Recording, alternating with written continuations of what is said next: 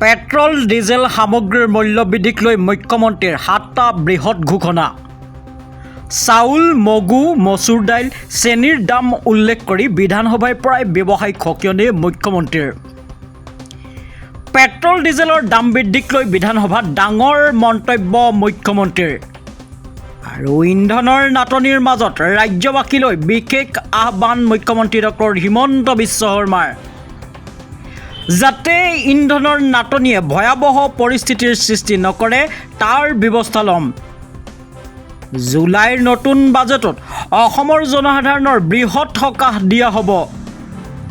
মূল্যবৃদ্ধি নিয়ন্ত্ৰণৰ বাবে ৰাজ্যজুৰি প্ৰশাসনক কঠোৰ হোৱাৰ নিৰ্দেশ। চোৰাং ব্যৱসায় ৰোধ কৰিবলৈ ৰাজ্যজুৰি প্ৰশাসনক কাৰা নিৰ্দেশ। কোনো ব্যৱসায়ীয়ে অতিৰিক্ত দাম ল'লে তাৎক্ষণিক লোৱা হ'ব একশ্যন। 20 মাৰ্চ 2026 আৰু বৰ্তমানৰ সামগ্ৰীৰ মূল্যৰ তালিকা প্ৰকাশ মুখ্যমন্ত্ৰীৰ। চাউলৰ প্ৰতি কেজিত 37 টকা 75 পইচাৰ পৰা 37 টকা 82 পইচালৈ বাঢ়িছে। মগু দাইলত 108 টকা 21 পইচাৰ পৰিৱৰ্তে 108 টকা 94 পইচালৈ বৃদ্ধি পাইছে। আৰু মচুৰ দাইলত 84 টকা 83 পইচাৰ পৰা 89 টকা 75 পইচালৈ বৃদ্ধি হৈছে। ঠিক একেদৰে চেনিত 48 টকা 45 পইচাৰ পৰা 48 টকা 70 পইচালৈ বৃদ্ধি হৈছে। আৰু পেট্ৰল ডিজেলৰ দাম বৃদ্ধিয়ে অসমত সামগ্ৰীৰ দাম বৃদ্ধি কৰিব। আৰু ইৰাণ আমেৰিকাৰ যুদ্ধই ভাৰত তথা অসমলৈ বেয়া দিন আনিছে।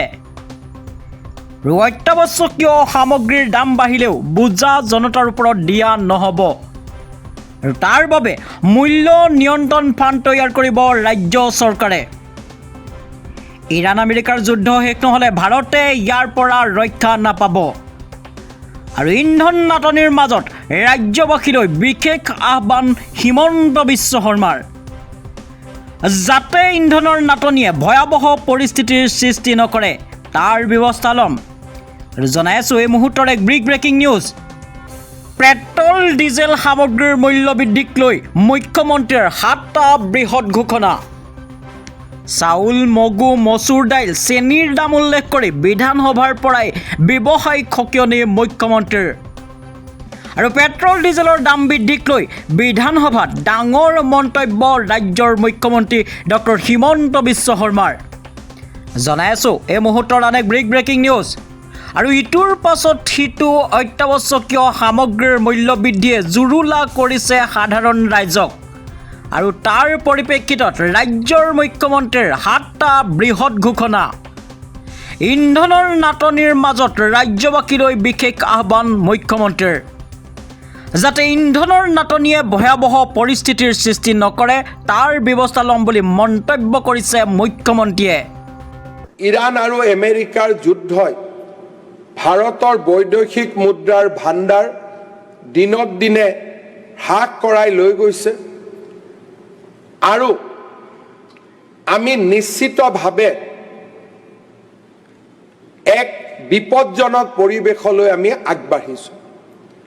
যদি ইৰাণ আৰু আমেৰিকাৰ মাজত যুদ্ধ শেষ নহয় তাৰ প্ৰভাৱ বা তাৰ প্ৰভাৱৰ পৰা ভাৰতো মুক্ত হৈ থাকিব নোৱাৰে।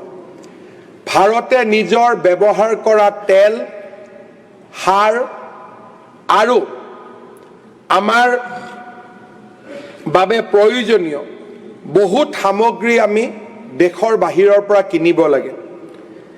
আৰু যেতিয়া এনে সামগ্ৰীসমূহ আমি দেশৰ বাহিৰৰ পৰা কিনো, বেছি দামত কিনো, আমাৰ দেশৰ বৈদেশিক মুদ্ৰাৰ ভাণ্ডাৰ কমি কমি আহি থাকে। এই দিশটোৱে প্ৰধানমন্ত্ৰী মোদী ডাঙৰীয়াকো চিন্তিত কৰিছে আৰু আমাৰ সকলোকে চিন্তিত কৰিছে। আৰু নিশ্চিতভাৱে তাৰ ফলাফল বা তাৰ পৰিণাম আজি আমি সকলোৱে দেখা পাইছোঁ। যোৱা কেইটামান দিনত পেট্ৰল আৰু ডিজেলৰ যিটো বৃদ্ধি তাক সকলোৱে আমি অত্যন্ত উৎকণ্ঠাৰে সৈতে লক্ষ্য কৰিছোঁ। অধ্যক্ষ মহোদয়, মই আশা কৰিম ভগৱানে ভাৰতবাসীক বিশ্ববাসীক নিশ্চয় শক্তি দিব আৰু আমি এই সংকটৰ পৰা মুক্ত হ'ব পাৰিম। যোৱা 4 মাহত আমাৰ বৈদেশিক মুদ্ৰাৰ ভাণ্ডাৰ 720 বিলিয়নৰ পৰা 688 বিলিয়নলৈ হ্ৰাস পাইছে। তাৰ পিছতো প্ৰধানমন্ত্ৰী ডাঙৰীয়াই চেষ্টা কৰিছে যাতে ইয়াৰ বোজা সাধাৰণ ৰাইজে ল'বলগীয়া নহয়। মই ভাবোঁ যে পেট্ৰল ডিজেলৰ দাম বৃদ্ধি এটা সাময়িক ঘটনা আৰু যিদিনাখনে এই যুদ্ধৰ পৰিসমাপ্তি ঘটিব আমি পুৰণি পৰ্যায়লৈ নিশ্চিতভাৱে উভতি যাব পাৰিম। মই ৰাজ্যবাসীক নিশ্চিতভাৱে আশ্বস্ত কৰিম যে বিপদৰ মাজতো যাতে আমি ইয়াৰ বিৰূপ প্ৰতিক্ৰিয়াৰ সন্মুখীন হ'ব নালাগে তাৰ বাবে আমি প্ৰচেষ্টা ল'ম। ইতিমধ্যে আমাৰ চৰকাৰক মিতব্যয়িতাৰ বাবে অষ্টেৰিটিৰ বাবে আমি কেইবাটাও ব্যৱস্থা গ্ৰহণ কৰিছোঁ আৰু মই ভাবোঁ যে অনাগত দিনত বিশেষকৈ বাজেট অনাৰ সময়ত আমি আৰু মিতব্যয়িতাৰ দিশেৰে গতি কৰিম যাতে আমি সঞ্চয় কৰা পুঁজিৰে আমি ৰাজ্যৰ জনতাক আমি নিশ্চিতভাৱে সকাহ দিব পাৰোঁ। বাজেটৰ সময়ত দেশৰ পৰিৱেশৰ লগত লগ লাগি আমিও প্ৰচেষ্টা কৰিম যাতে আমাৰ ৰাজ্যৰ জনতাক আমি সকাহ দিব পাৰোঁ। মূল্যবৃদ্ধিৰ বিষয়টো ইয়াত আলোচনা হৈছিলে। ইতিমধ্যে আমি প্ৰাইচ মনিটৰিং মেকানিজম কৰিছোঁ। সদনক মই জনাব খুজিছোঁ যে আমি 20 মাৰ্চ 2026 বয় বস্তুৰ যি দাম আছিল তাৰ লগত আমি তুলনা কৰি ক'তো যাতে চোৰাং ব্যৱসায় হ'ব নোৱাৰে, কোনো ব্যৱসায়ীয়ে যাতে অতিৰিক্তভাৱে দাম ল'ব নোৱাৰে তাৰ বাবে আমি কাম কৰি আছোঁ। আৰু কিছু ক্ষেত্ৰত আমি অকণমান পৰিৱৰ্তনো দেখা পাইছোঁ। যেনেকৈ আমাৰ ৰাজ্যত 20 মাৰ্চ 2026 চাউলৰ দাম 37 টকা 75 পইচা আছিলে এভাৰেজ ৰিটেইল প্ৰাইচ, এতিয়া 37 টকা 82 পইচা হৈছে। মুগ দালত 108 টকা 21 পইচা আছিলে, এতিয়া 108 টকা 94 পইচা হৈছে। মচুৰ দালত 88.83 টকা আছিলে, এতিয়া প্ৰায় 4 টকা বাঢ়িছে 89.75 পইচালৈকে গৈছেগৈ। চেনিত 48.5 টকা আছিলে, এতিয়া 48 টকা 70 পইচা হৈছে। কম বেছি পৰিমাণে ডেফিনেটলি মূল্যৰ অকণমান পৰিৱৰ্তন হৈছে, কিন্তু অসমত এতিয়াও অত্যাৱশ্যকীয় সামগ্ৰীৰ ব্যাপক প্ৰভাৱ পৰা নাই। কিন্তু বৰ্তমান পেট্ৰল ডিজেলৰ দাম বৃদ্ধিৰ পিছত কিছু যে প্ৰভাৱ নপৰিব তাকো মই নিশ্চিতভাৱে ডিনায়ো কৰিব বিচৰা নাই।